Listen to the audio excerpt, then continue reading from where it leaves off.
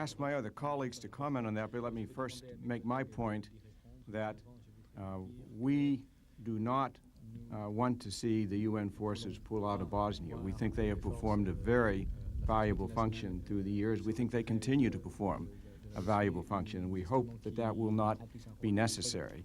In the event it is necessary, we are prepared to assist in that extraction. Such a warm welcome ever since we've been in the United States. Obviously, this is not the first time that we've come to the country, but I would just once again like to reiterate our gratitude. I think that our presence here highlights the strength of our alliance. This is something that's a very straightforward idea. Whenever peace is threatened in the world.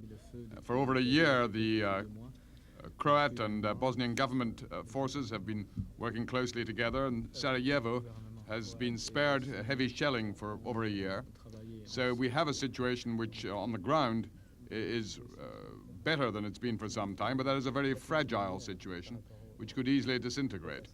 And therefore it remains crucially important to work towards a political settlement that will allow that ceasefire to turn into a permanent cessation of hostilities. And I think it's also very important to remember that such peace as there is in Bosnia has largely been achieved because of the presence both of NATO doing its task and the United Nations forces on the ground. Remove the UN forces on the ground and we would very quickly see the collapse of the current fragile ceasefire and a resumption of bitter fighting, which would bring great loss of life and a prolongation of the conflict. We have no right to give up on the political process right now, but we must try to the very last minute.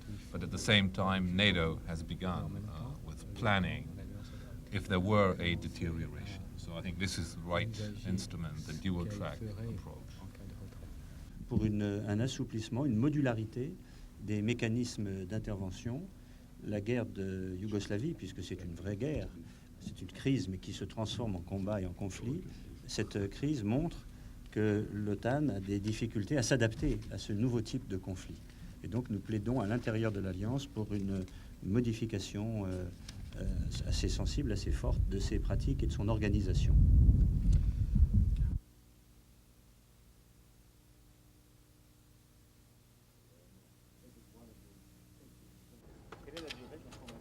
How long does training last? Before today. Oh, for today? Were you in the IRC at the time when you went? No. We had the IRC when we go requirements.